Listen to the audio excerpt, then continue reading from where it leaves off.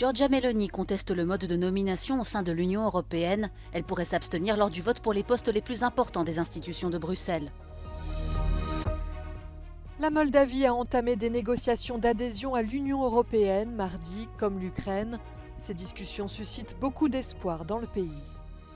Aucune avancée lors de la réunion organisée par l'Union européenne entre la Serbie et le Kosovo. Pour Josep Borrell, Pristina n'est pas encore prête à discuter avec Belgrade. Le nettoyage est en cours après des inondations causées par de fortes pluies qui se sont abattues sur certaines parties de l'Italie et de la Suisse. Fin de la tentative de coup d'État en Bolivie, les militaires se sont retirés, un général arrêté et le président Luis Arce s'est adressé à la foule.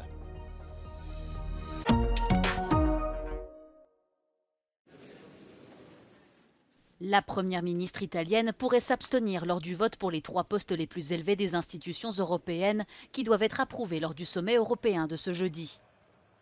Selon un accord validé entre les 3 groupes politiques alliés au sein d'une majorité au Parlement européen, Ursula von der Leyen restera à la tête de la Commission européenne, Antonio Costa obtiendra le Conseil européen et Kaja Kallas deviendra haute représentante pour la politique étrangère. Cet accord déplaît cependant à Giorgia Meloni. En s'abstenant, elle pourrait briser le consensus habituel en vigueur depuis plusieurs décennies. E la logica del consenso su cui si sono sempre basate gran parte delle decisioni europee viene scavalcata dalla logica dei caminetti nei quali alcuni pretendono di decidere per tutti, sia per quelli che sono della parte politica avversa, sia per quelli di nazioni considerate troppo piccole per essere degne di sedersi ai tavoli che contano. Una sorta di conventio ad excludendum in salsa europea. Ces 3 nominations ont été négociées par les chefs de gouvernement allant de la droite modérée aux libéraux et défendues par le chancelier allemand. Das sind aus meiner Sicht gute Besetzung und klare Entscheidungen für eine gute europäische Zukunft. En guise de compensation, l'Italie pourrait obtenir un portefeuille économique puissant car les partis de droite radicale ont obtenu plus de sièges aux élections européennes. Cependant, l'analyste Shada Islam affirme que les défis auxquels est confrontée l'Union européenne actuellement exigent des forces centrales. So there will be a lot of jostling for influence and power, and a steady course, a safe pair of hands is what we need, not people who go with the flow and are driven by ideological battles rather than by European interests. We need a genuine centrist policy that keeps Europe en route, on track as it is exposed and has to tackle all these global challenges around itself. Ce nouveau sommet européen comprend également la signature d'un engagement de sécurité avec l'Ukraine et la venue du président Volodymyr Zelensky à Bruxelles.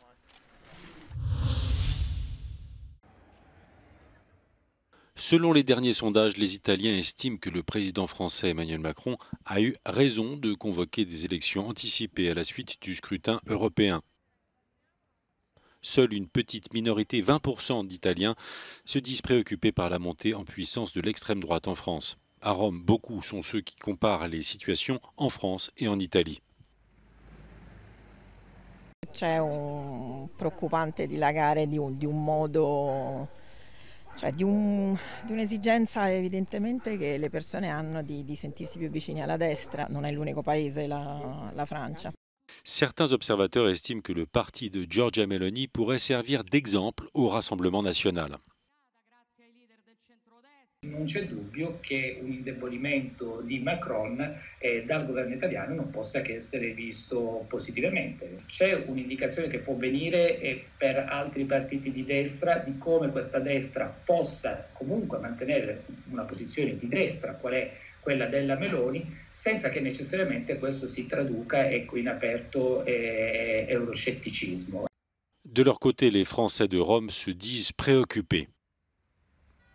Je dois dire que je suis assez inquiet puisque ce serait potentiellement la première fois que l'extrême droite arrive au pouvoir en France depuis la fin de la Deuxième Guerre. Une chose qui peut me rassurer quand je compare avec ce qui s'est passé en Italie ces dernières années sous le gouvernement Meloni, elle a continué à travailler en bonne entente avec les institutions européennes. Donc même si le Rassemblement national arrivait au pouvoir en France, j'ai bon espoir qu'il reste mesuré quant aux propositions un peu extrêmes qu'ils ont pu avoir ces dernières années.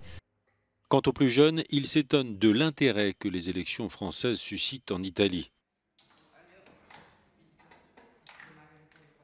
Je pense quand même qu'on en parle beaucoup en Italie. J'ai été assez surprise parce que on parle moins en France de la politique italienne qu'en Italie de la politique française, à mon avis. Les citoyens du monde entier doivent se rendre compte de l'impact que ça peut avoir, l'arrivée du Rassemblement national au pouvoir en France, pour la France et pour l'Europe. Donc non, il faut absolument s'engager, voter.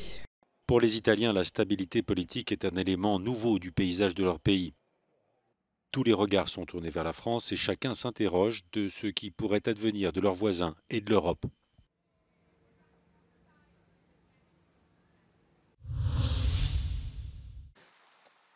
Mardi, la Moldavie et l'Ukraine ont officiellement commencé à négocier leur adhésion à l'Union européenne. Un processus long et exigeant qui pourrait prendre des années, mais qui suscite déjà des espoirs à Chisinau, la capitale moldave. Only now we start to having a really democratic and free society, and we want to maintain that. And the European Union will make sure of that. Après l'invasion russe de l'Ukraine, beaucoup d'Ukrainiens se sont installés en Moldavie. Olga Shivchik vient de la région d'Odessa, à 3 heures de route, mais sa petite fille est née ici 2 mois après le début de la guerre. Ces négociations constituent pour Olga un espoir. Elles lui permettent de rêver à un meilleur avenir pour son enfant. Я, конечно, хочу, чтобы моя дочь стала частью Евросоюза, чтобы она жила в Евросоюзе, чтобы она жила в развитой стране, в цивилизованной, чтобы у нее был шанс на учебу, что у нее был шанс на свободу слова. Я это очень хочу. Mais elle ne se fait pas d'illusions, le chemin sera long. А как бы вступление в Евросоюз, это полностью коррупции нет. Поэтому это будет не происходить не быстро, это нужно будет сделать шагами, потихонечку, постепенно. Les Moldaves n'oublient pas pour autant leur passé et les liens de leur pays avec l'ancien bloc soviétique. Также мы должны уделять особое внимание и конструктивному диалогу с Востоком, с Российской Федерацией, с Беларусью, с нашими традиционными партнерами.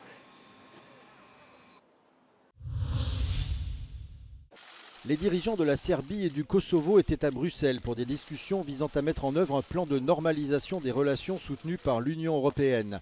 Après avoir rencontré le Premier ministre du Kosovo Albin Kurti, puis le président serbe Aleksandar Vučić, Josep Borrell a déclaré qu'aucun progrès entre Belgrade et Pristina n'avait été réalisé.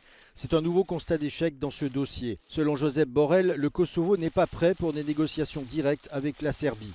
Le haut-commissaire pour la politique étrangère de l'UE s'en est expliqué peu après lors d'un point presse. The discussions were, as expected, as difficult as always have been, and in the end, they were not a trilateral meeting. Kosovo was not ready for this. Kosovo was not willing to do this trilateral meeting. Serbia was ready to do it, but you need two to dance tango. And we need two to sit around the table in order to continue the dialogue. This has not been possible today. Unfortunately, no progress in implementation of the agreement could be achieved today. Bruxelles a maintes fois averti qu'un refus de compromis réduirait les chances de la Serbie et du Kosovo d'adhérer à l'Union européenne.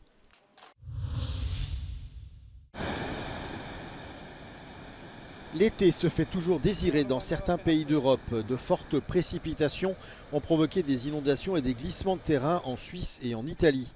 Dans la région de l'Émilie-Romagne, des centaines de pompiers ont été appelés pour intervenir sur des maisons inondées, des arbres déracinés, tandis que les inondations ont bloqué des routes et emporté des ponts. Une alerte rouge concernant le niveau des rivières qui était en cours autour de Modène a été levée ce jeudi car les services météo s'attendent pour les prochains jours à une accalmie. Les autres régions touchées dans une moindre mesure ont été la Ligurie, le Piémont méridional, l'Ombrie et la Toscane. Dans le même temps, en Suisse romande, plus de 110 mm de pluie sont tombés en quelques heures, dont 98 en seulement 1 heure, un record pour la région. Un ruisseau a connu une crue subite et a inondé des magasins à Morges sur les rives du lac Léman et 50 vols ont dû être annulés à l'aéroport de Genève en raison d'une panne dans les locaux de Skyguide, responsable du contrôle aérien en Suisse. La tentative de putsch en Bolivie se solde par un échec. Les militaires qui avaient pris part à cette action se sont retirés du palais présidentiel et un général a été arrêté après que le président Luis Arce et l'ensemble de son gouvernement ont dénoncé une tentative de coup d'État.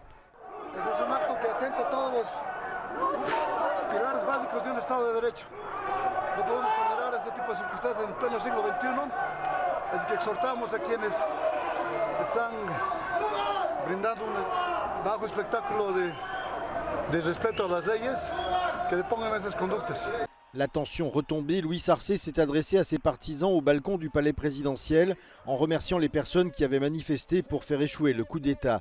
La direction du plus grand syndicat de Bolivie a condamné l'action et a déclaré une grève illimitée des organisations sociales et syndicales à La Paz pour défendre le gouvernement. La Bolivie, pays de 12 millions d'habitants, a connu une intensification des manifestations ces derniers mois en raison d'une économie vacillante. À cette crise économique s'ajoute une crise politique fratricide au sein du parti au pouvoir entre les partisans de l'actuel président Luis Arce et ceux de l'ancien Evo Morales.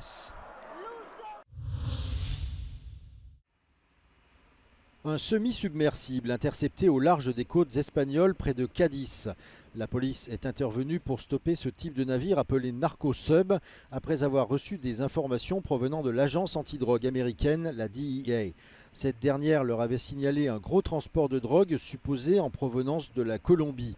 Lorsque le navire de surveillance espagnol s'est approché, l'équipage du sous-marin a ouvert les vannes de fond et a coulé le navire ainsi que sa cargaison.